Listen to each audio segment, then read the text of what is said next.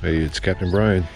It's late March on the upper Chesapeake, and it's time to get the boat ready to go in the water.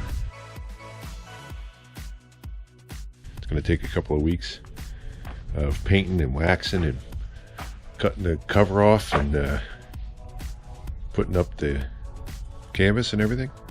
But first we got to find the boat. I haven't been down here in about 6 months, so let's see if we can find the thing. There's a bunch of boats uncovered and covered, and this looks promising.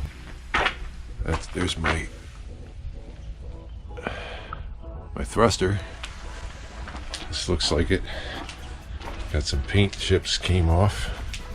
Have to take care of that. This looks like my boat. Twin inboards.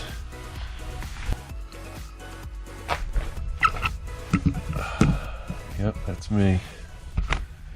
So, got a lot of work to do. It's going to take a couple weeks and put in a couple hours a weekend for the next about 4 weeks.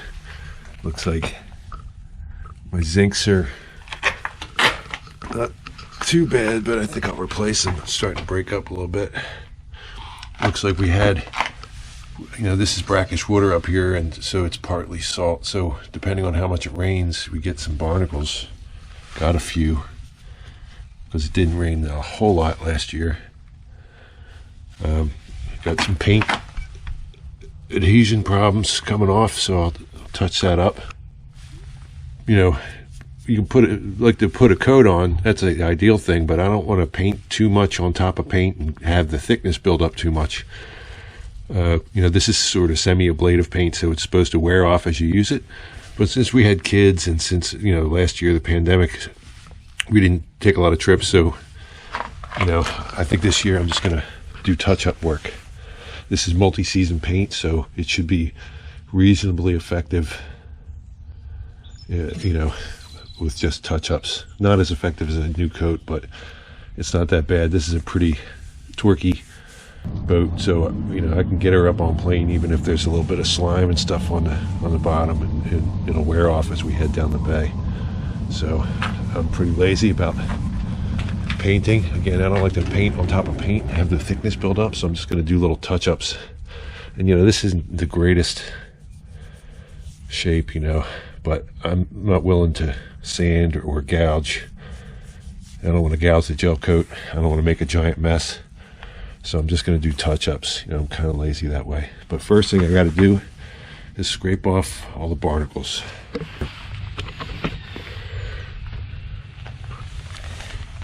Alright, so I got a nice little crop of barnacles to scrape off. Means we didn't get much rain, so it was salty water last year. The barnacles like salty water. I got a couple of scrapers. I'd prefer to use the plastic, so gouge the gel coat. But if for stubborn ones, I might resort to the metal, but I'll be real careful. So let's get working on that. See how easy these come off.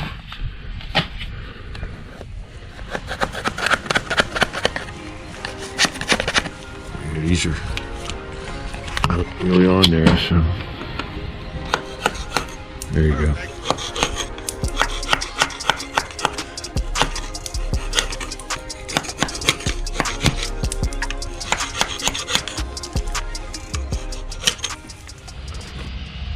Alright, so got my barnacles scraped off,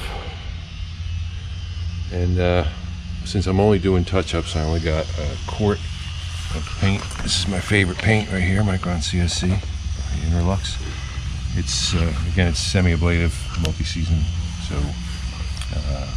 if I don't paint every inch of the boat, it should still be effective, generally effective barrier against buildup. And it's supposed to wear off, but again, we don't cruise a lot since we had kids, and especially during the pandemic, so I don't want to put a whole coat on because it'll just build up the thickness, and then that leads to more problems. So I'm just going to go the easy route You know, this stuff's expensive too, so a quart's a lot cheaper than a gallon. And I'm going to dump it in here because it needs a lot of stirring, and it's hard to stir when it's full to the brim in this little can. So I got, you know, boat clothes on.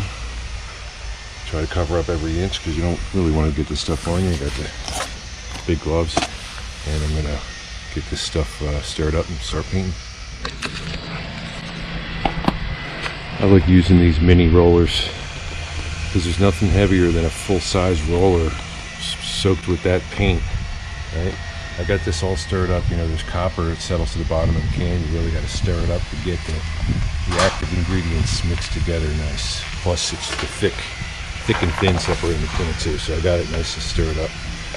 And I'm going to start rolling out, and I got some brushes, you know, chip brushes to touch up little spots where I can't get a roller leak inside the tunnel.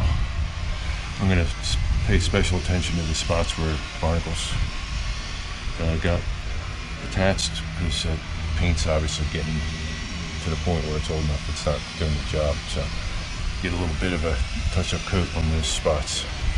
And generally I try to put a little bit of fresh paint on the V, the bottom of the V, where, you know, the most water pressure is when you're cruising. It's, you know, less build up there means faster, more fuel efficient. You know, really across the entire hull, but you know, like I said, I don't want to make the paint too thick, so I'm just gonna do touch-ups. All right, it ain't pretty, but got touched up where the paint came off, and I rolled the rest on the spots where it wasn't looking too hot. I know it's not pretty now, but it should do what it needs to do for the season. Not too bad. I tried to cover up as much as possible, but sometimes you get a little on you. That's hard to get off too, so that's why I try to avoid it. Anyway, next step, next week, I'm gonna cut off the tarp, hang up the canvas, and that's almost a whole day's worth work with this boat. And then I'll start waxing the sides up to the rub rail at least. And they got me in here so tight, I'm not even sure I'm gonna do this, but we'll see. They really jammed us in this year.